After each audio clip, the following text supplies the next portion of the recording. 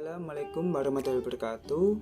Perkenalkan, saya Rizna Ivan Difatkan, NIM V1821055 dari Prodi D3 Teknologi Hasil Pertanian Universitas 11 Maret Surakarta, kelas THPB.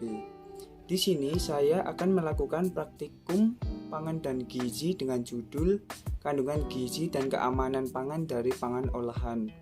Sebelumnya, saya akan menjelaskan mengenai keamanan pangan. Keamanan pangan adalah upaya untuk mencegah cemaran biologis dan kimia yang dapat membahayakan kesehatan manusia. Keamanan pangan merupakan suatu kondisi untuk menjaga pangan tetap aman, higienis, bermutu, dan tidak bertentangan dengan agama, keyakinan, dan budaya masyarakat, sehingga produk tersebut aman untuk dikonsumsi. Kemudian, saya akan menjelaskan kandungan gizi yang terdapat pada produk olahan pangan.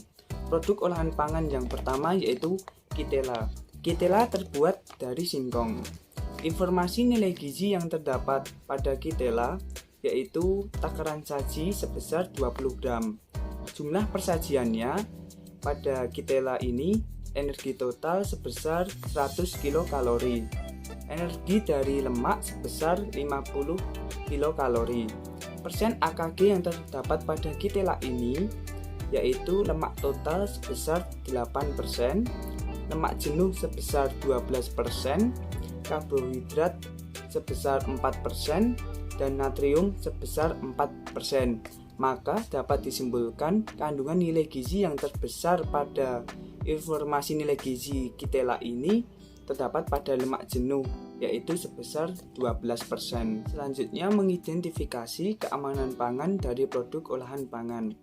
Pada produk Kitela ini sudah tertera nama produk, PT atau nama alamat yang memproduksi, berat bersih, kode halal, lalu expired date, kode produksi, komposisi, dan informasi nilai gizi, sehingga dapat disimpulkan bahwa produk Kitela ini baik untuk dikonsumsi. Selanjutnya, saya akan menjelaskan kandungan gizi yang terdapat pada produk olahan pangan. Produk olahan pangan yang kedua yaitu sari gandum sandwich dengan rasa susu dan coklat. Sari gandum ini terbuat dari tepung gandum utuh. Informasi nilai gizi yang terdapat pada produk ini yaitu energi total sebesar 150 kilokalori, energi dari lemak sebesar 70 kilokalori. Persen AKG yang terdapat pada produk ini yaitu lemak total sebesar 11%, lemak jenuh sebesar 26%, protein sebesar 3%, karbohidrat sebesar 6%, natrium sebesar 6%. Maka dapat disimpulkan kandungan nilai gizi yang terbesar pada produk sari gandum sandwich rasa susu dan coklat ini yaitu lemak jenuh sebesar 26%. Kemudian mengidentifikasi keamanan pangan dari produk olahan pangan. Pada produk olahan pangan yang kedua ini sudah tertera nama produk, lalu PT atau alamat yang memproduksi, informasi nilai gizi, lalu berat bersih, expired date, serta kode produksi. Maka pada produk sari gandum sandwich ini dapat disimpulkan aman untuk dikonsumsi. Selanjutnya, saya akan menjelaskan kandungan gizi yang terdapat pada produk olahan pangan. Pada produk olahan pangan yang ketiga ini yaitu sun atau bubur sereal susu. Pada produk ini terdapat informasi nilai gizi yaitu takaran saji 1 saset sebesar 20 gram, lalu energi total sebesar 80 kilokalori. Persen AKG yaitu protein sebesar 10%, vitamin B1 sebesar 20%, vitamin B6 sebesar 30%, vitamin C sebesar 40%, lalu asam folat sebesar 15%, biotin sebesar 30%, zat besi sebesar 40%, iodium sebesar 15%, zinc sebesar 50%, kalium sebesar 20%, magnesium sebesar 20%. Maka dapat disimpulkan kandungan nilai gizi yang terbesar pada produk ini yaitu pada zinc sebesar 50%. Kemudian mengidentifikasi keamanan pangan dari produk olahan pangan yang ketiga ini. Pada kemasan ini sudah dilengkapi dengan nama produk, lalu alamat yang memproduksi, BPOM, kode halal, dan berat bersih, lalu informasi nilai gizi dan kode produksi.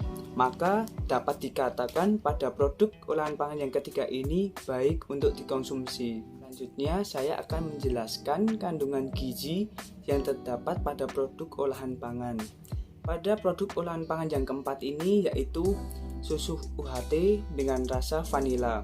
Pada produk ini terdapat informasi nilai gizi yaitu energi total sebesar 80 kilokalori, lalu energi dari lemak sebesar 25 kilokalori. Persen AKG yang terdapat pada produk ini yaitu vitamin A sebesar 15%, vitamin B2 sebesar 15%, vitamin B6 sebesar 25%, vitamin B9 sebesar 30%, biotin sebesar 4%, magnesium sebesar 2%, iodium sebesar 25%, selenium sebesar 15%, lalu vitamin B12 sebesar 15%. Maka nilai gizi yang terbesar pada produk yang keempat ini yaitu vitamin B9 sebesar 30%.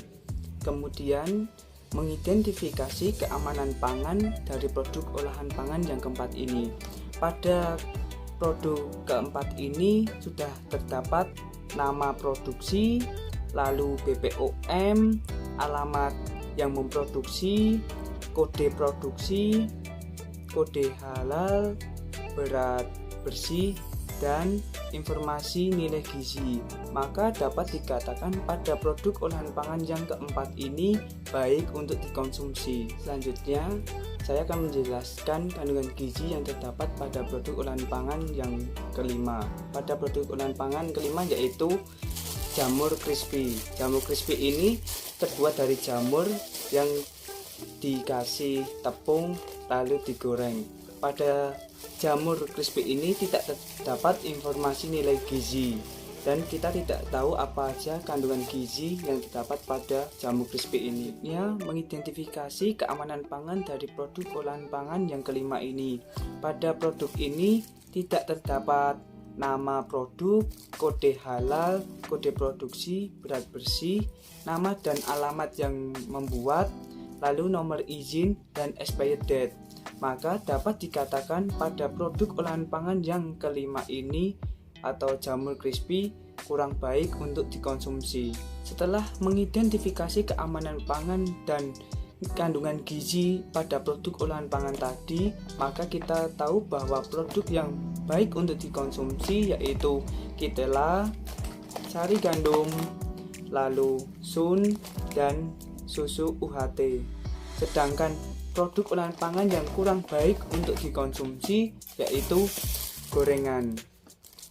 Sekian yang dapat saya sampaikan pada praktikum pangan dan gizi acara 9 ini yang berjudul kandungan gizi dan keamanan pangan dari pangan olahan. Apabila ada salah kata, mohon maaf sebesar-besarnya. Wassalamualaikum warahmatullahi wabarakatuh.